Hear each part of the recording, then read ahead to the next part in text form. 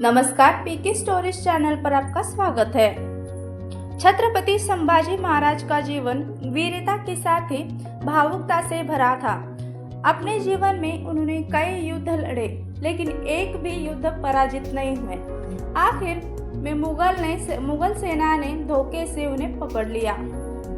छत्रपति संभाजी महाराज का जन्म 1657 में 14 मई को पुरंदर किले में हुआ था। संभाजी महाराज के बचपन में ही उनकी मां सईबाई का देहांत हो गया था। वह छत्रपति शिवाजी महाराज की दूसरी पत्नी थी। इनके बाद संभाजी महाराज का पालन पोषण छत्रपति शिवाजी महाराज की मां जीजाबाई ने किया था। संभाजी महाराज का विवाह येसुबाई से हुआ था और इनके पुत्र का नाम छत्रपति साहू महाराज था। संभाजी महाराज ने मुगल बादशाह औरंगजेब से सेना को कई बार युद्ध में हराया था। संभाजी महाराज अपनी वीरता और युद्ध कौशल के लिए प्रसिद्ध थे। संभाजी महाराज ने अपने शासन काल में 210 युद्ध किए थे और एक भी युद्ध नहीं हारा था। एक बार छत्रपति शिवाजी महाराज से नाराज होकर छत्रपति संभाजी महाराज मुगलों के पास चले गए थे। इस बात का जिक्र विश्वास पाटिल ने अपनी किताब संभाजी में किया है। इस किताब का अनुवाद डॉक्टर रामजी तिवारी ने किया है। विश्वास पाटिल ने लिखा कि मुगलों के पास चले जाने पर औरंगजेब का सेनापति दिलेर खान उनसे मीठी मीठी बातें करता था ताकि वो संभाजी महाराज का इस्तेमाल मराठों के हराने में हो सके। वहीं संभाजी महाराज को मराठी युवराज होने के नाते बहादुरगढ़ किले में घूमने की आजादी थी, लेकिन हर समय उन पर निगरानी रखी जाती थी। धीरे धीरे हर बार संभाजी महाराज को समझ में आने लगी थी कि एक दिन संभाजी महाराज ने इन स्थितियों से ऊबकर दिलेर खान से क्रोध के आवेश में प्रश्न किया कि खान साहब, हम आपके मेहमान हैं या कैदी? दिल्ली दरबार में औरंगजेब को विश्वास नहीं था कि जो युवक छत्रपति शिवाजी महाराज का बेटा बनकर मुगलों में आया है वह सचमुच शिवाजी महाराज का पुत्र था या कोई बनावटी युवराज है। ऐसे में दिलेर खान कभी भी संभाजी महाराज को कोई स्पष्ट जवाब नहीं दे पाता था। उधर संभाजी महाराज की बेचैनी बढ़ती जा रही थी। उन्हें न दिन का चैन था न रात को नींद आती थी। फिर वापस संभाजी महाराज ने मराठा साम्राज्य की कमान थाम ली। एक बार मुगल सरदारों ने 700 मराठा सैनिकों के हाथ पैर काट दिए थे। इस बात का पता चलते ही संभाजी महाराज आग बबूला हो गए। उन्हें समझाने की कोशिश की गई, लेकिन सब विफल रहे। उस समय में जहां मौजूद थे वहां शामियाने के बीच का खंबा था। संभाजी महाराज ने उसी को बाहों में भर लिया और जिस प्रकार एक हाथी अपने मस्तक के ज्वर को शांत करने के लिए पत्थर पर अपना सर पटकता है, उसी तरह संभाजी महाराज भी खंबे पर अपना सिर पटकने लगे।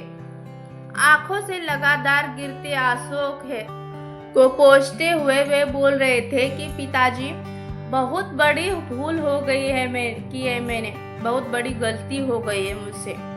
इसके बाद योजना बनाकर संभाजी महाराज दिलेर खान को चकमा देकर वहां से भागने में कामयाब रहे। पन्हाड़ा किले पर छत्रपति शिवाजी महाराज से मुलाकात के बाद पहले दिन जब संभाजी महाराज दरबार में जाने लगे तो छत्रपति स्वयं उन्हें तैयार किया। अंत में उन्होंने उनके मस्तक पर केसर चंदन का टीका लगाया। संभाजी महाराज के मन में जो ग्लानि का भाव था उसे छत्रपति शिवाजी महाराज ने अपने व्यवहार से दूर कर दिया था। संभाजी महाराज का औरंगजेब की छल कपट की नीति से बचपन में जो वास्तव पड़ा था वह जीवन के अंत तक बना रहा। छत्रपति शिवाजी महाराज की रक्षा नीति के अनुसार उनके एक किले को जीतने के लिए मुगलों को कम से कम 1 वर्ष तक का जूझना पड़ता था।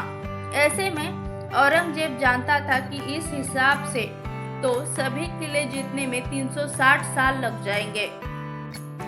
छत्रपति शिवाजी महाराज के बाद संभाजी महाराज की वीरता भी औरंगजेब के लिए मुसीबत बनी हुई थी। उनका रामसेज का किला औरंगजेब को लगातार 5 वर्षों तक टक्कर देता रहा। उसने संभाजी महाराज से मुकाबला करने के लिए अपने पुत्र शहजादे आजम को भेजा। आजम ने कोल्हापुर संभाग में संभाजी महाराज के खिलाफ मोर्चा खोल दिया। संभाजी महाराज ने आजम की सेना को हरा दिया। ऐसे में औरंगजेब पहले से ज्यादा हताश हो गया। संभाजी महाराज को हराने के लिए उसने एक बड़ी फौज तैनात कर दी। मराठों के हौसलों और गुरिल्ला युद्ध के कारण मुगल सेना हर बार विफल होती गई। औरंगजेब ने बार बार पराजय के बाद भी संभाजी महाराज से युद्ध जारी रखा। जिंदगी भर पराजित न कर पाया औरंगजेब।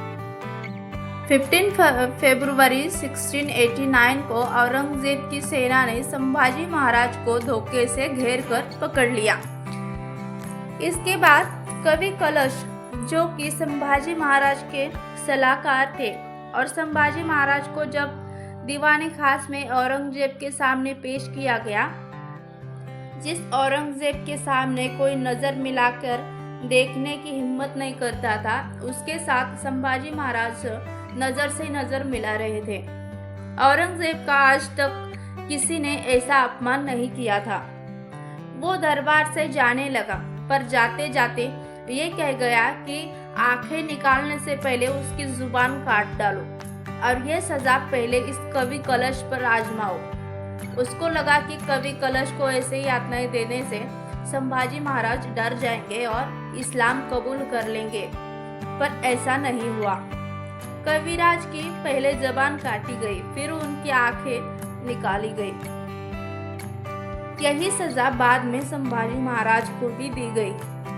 फिर भी इस्लाम कबूल नहीं करने पर संभाजी महाराज का वध करने का निर्णय लिया गया। इसके लिए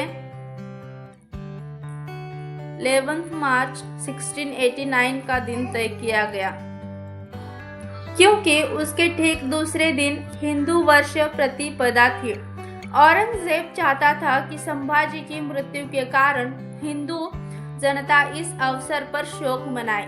औरंगजेब ने छल से संभाजी महाराज को पकड़कर उनका वध तो करवा दिया, लेकिन वह चाहकर भी उन्हें जिंदगी भर पराजित नहीं कर सका।